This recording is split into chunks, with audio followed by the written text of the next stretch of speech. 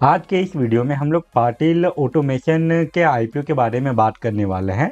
ये कंपनी अपना SME IPO लेके आ रही है एंड इस वीडियो में हम लोग ये कंपनी के बारे में इन डिटेल एनालिसिस करेंगे कि ये कंपनी क्या काम करती है। इसके अलावा ये कंपनी का फाइनेंशियल परफॉर्मेंस कैसा है, साथ ही साथ ये कंपनी जो आईपीओ लेके आ रही है वो कौन से वैल्यूएशन एंड मार्जिन पे लेके आ रही है। एंड हम लोग वीडियो के एंड में इस कंपनी का जो लेटेस्ट जीएमपी है उसके बारे में भी बात करेंगे। तो ओवरऑल ये IPO short term and long term में कैसा परफॉर्म करेगा, ये सारा डिटेल आपको इसी वीडियो में मिल जाएगा। तो ओवरऑल वीडियो आप लोगों के लिए काफ़ी इंपॉर्टेंट होने वाला है, तो वीडियो को एंड तक जरूर देखिएगा। एंड अगर आप इस चैनल पे पहली बार आए हैं तो चैनल को सब्सक्राइब भी कर लीजिए। तो चलिए अब वीडियो कंटिन्यू करते हैं। पहले हम लोग ये आईपीओ का अगर बेसिक डिटेल देखें तो इसका जो टोटल इशू साइज होने वाला है वो आपको लगभग 70 करोड़ के अराउंड देखने को मिलेगा, जिसमें कि कोई भी ऑफर फॉर सेल नहीं है, सारा का सारा फ्रेश इशू है। वहीं बात करें ये आईपीओ के प्राइस रेंज के बारे में, इशू प्राइस के बारे में, तो इसका जो अपर कट ऑफ रखा गया है ये 120 रुपीज़ पर शेयर का रखा गया है। एंड ये आईपीओ के एक लॉट में आपको 1200 शेयर मिलेगा। दैट्स मीन अगर आपको ये आईपीओ में अप्लाई करना है तो उसके लिए आपका जो कैपिटल रिक्वायरमेंट है ये 1,44,000 रुपीज़ का हो जाता है। ये आईपीओ का जो फेस वैल्यू रखा गया है वो 10 रुपीज़ पर शेयर है एंड रिटेल इन्वेस्टर लोगों के लिए 35% का शेयर रिजर्व है। वहीं अब अगर इसकी इंपॉर्टेंट डेट के बारे में बात करें तो 16 जून को इस आईपीओ का बिडिंग ओपन होगा एंड 18 जून तक आप ये आईपीओ में अप्लाई कर पाएंगे। उसके बाद इसका जो अलॉटमेंट आने का जो डेट फाइनलाइज किया गया है वो है 19 जून। एंड अगर आपको इस आईपीओ का अलॉटमेंट मिल जाता है तो फिर 20 जून को जो शेयर है वो आपके डिमेंड अकाउंट में ट्रांसफर करवा दिया जाएगा। एंड इन केस अगर अलॉटमेंट नहीं मिला तो फिर 20 जून को ही जो रिफंड है वो इनिशिएट करने का डेट फाइनलाइज किया गया है। उसके बाद इसका जो स्टॉक मार्केट में लिस्टिंग डेट है वो है 23 जून। ये तो हो गया इस आईपीओ का बेसिक डिटेल। अब हम लोग ये कंपनी के बारे में बात कर लेते हैं कि ये कंपनी क्या काम करती है। पाटिल ऑटोमेशन लिमिटेड 2015 में इनकॉर्पोरेट हुई थी, मतलब कि लगभग 10 ईयर हो चुका है इस कंपनी को काम करते हुए। एंड ये कंपनी के अगर वर्किंग के बारे में बात करें तो ऑटोमोबाइल इंडस्ट्रीज में वेरियस आपको लाइन देखने को मिल जाएगा असेंबली लाइन में, तो उसी के रिलेटेड ये अलग अलग काम करती है। ये कंपनी जो सर्विस प्रोवाइड करती है उसमें आपको वेल्डिंग लाइन देखने को मिल जाएगा, असेंबली लाइन देखने को मिल जाएगा, ऑटो हैंडलिंग के अलावा और भी आपको वेरियस प्रोडक्शन लाइन देखने को मिलता है। एंड इस कंपनी के पास अभी 5 ऑपरेशनल फैसिलिटी है, जिसमें कि 2 आपको पुणे में देखने को मिलेगा।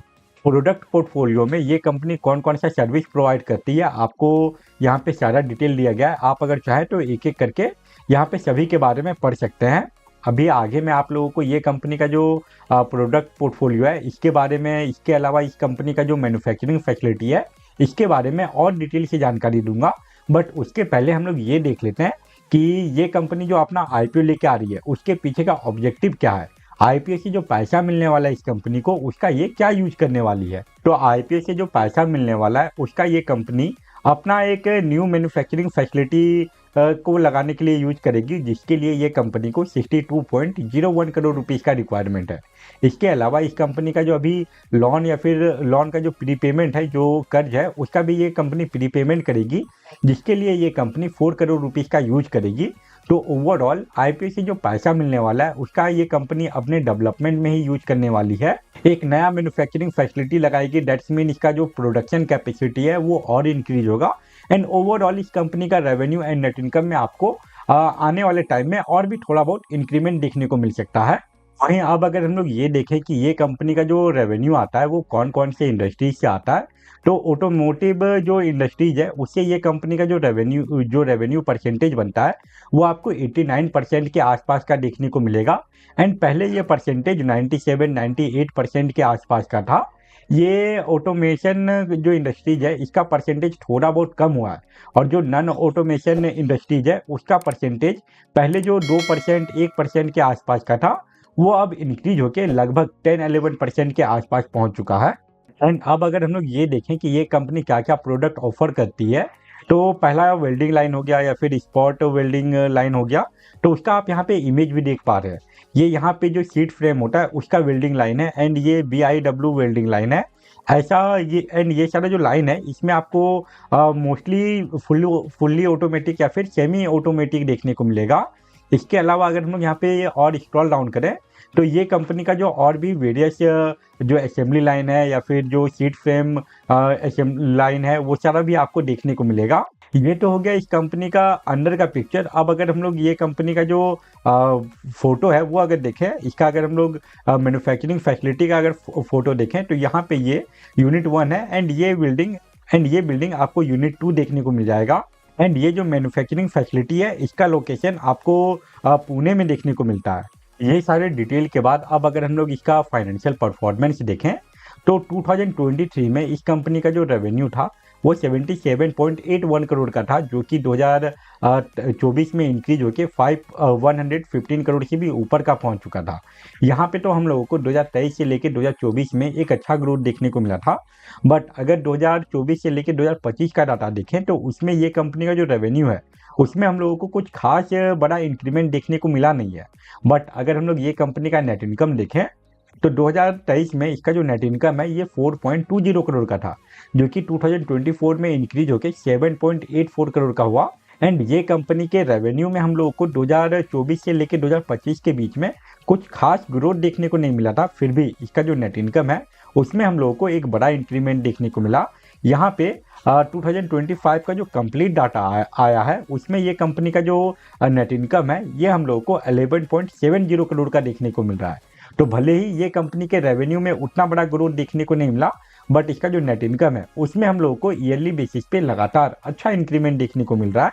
वहीं अब अगर बात करें ये कंपनी के वैल्यूएशन एंड मार्जिन के बारे में तो इसका जो ईपीएस है वो आपको 7.62 का देखने को मिलेगा एंड जो पी रेशियो है वो आपको ऑलमोस्ट 15 से लेकर 16 के बीच का देखने को मिलेगा। जो RONW परसेंटेज है वो हम लोगों को 21.80 का देखने को मिल रहा है एंड लगभग उतना ही हम लोगों को इसका ROCE परसेंटेज भी देखने को मिल रहा है। ये कंपनी का जो इब्डा परसेंटेज है उसमें हम लोगों को ईयरली बेसिस पे लगातार ग्रोथ देखने को मिला है। डेट्स वाई इसका रेवेन्यू ज़्यादा इंक्रीज नहीं हुआ, फिर भी इसके नेट इनकम में हम लोगों को ग्रोथ देखने को मिला। इसका जो इब्डा परसेंटेज है वो 12.89 का है एंड अगर लास्ट में डेट टू इक्विटी रेशियो के बारे में बात करें तो वो भी हम लोगों को कंट्रोल में ही देखने को मिल रहा है। ईयरली बेसिस पे ये भी गिरते जा रहा है एंड अभी का जो इसका डेट टू इक्विटी रेशियो है वो 0.43 का है। ओवरऑल अभी तक जितना भी हम लोग इसका डाटा देखें, चाहे वो इसका फाइनेंशियल रिपोर्ट हो या फिर वैल्यूएशन एंड मार्जिन हो, उसमें भी हम लोगों को कोई भी मेजर नेगेटिव पॉइंट देखने को नहीं मिल रहा।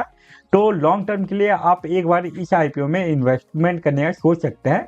वहीं बात करें शॉर्ट टर्म के बारे में, मतलब कि वैसे इन्वेस्टर के बारे में जो कि आईपीओ में सिर्फ और सिर्फ लिस्टिंग गेन के लिए अप्लाई करते हैं, तो उनके लिए सबसे ज़्यादा इंपॉर्टेंट हो जाता है किसी भी आईपीओ का जीएमपी। एंड अगर इस आईपीओ के जीएमपी के बारे में बात करें तो फिलहाल पटेल ऑटोमेशन का जो करंट जीएमपी है ये 23 रुपीज़ का है एंड अगर जीएमपी परसेंटेज देखें तो वो हम लोगों को 19% से भी ज़्यादा का बताया जा रहा है। और अगर ये आईपीओ स्टॉक मार्केट में 143 रुपीज़ पे लिस्ट हो जाता है तो वैसे कंडीशन में हर एक लॉट पे आपको 27,600 रुपीज़ का प्रॉफिट हो सकता है। अभी ये आईपीओ का बिडिंग ओपन होने में काफ़ी दिन बाकी है, तो चांसेस है कि इसके जीएमपी में आपको अभी और भी ज़्यादा अप एंड डाउन देखने को मिले। फिर भी प्रोबेबिलिटी बहुत ज़्यादा है कि एट द एंड इस आईपीओ से आपको अच्छा खासा लिस्टिंग गेन हो सकता है। अगर ये आईपीओ के रिगार्डिंग कोई और मेजर न्यूज या फिर अपडेट आता है या फिर ये आईपीओ की जीएमपी में सडनली कोई बड़ा इंक्रीमेंट आता है, तभी मैं इसके ऊपर और एक वीडियो बना के अपलोड कर दूंगा। तो वो सारे वीडियो को देखने के लिए आप चैनल को भी सब्सक्राइब कर लीजिए।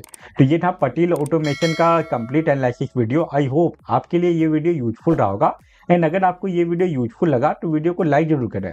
अब हम लोग इस वीडियो को यहीं पे एंड करते हैं। Thank you for watching this video.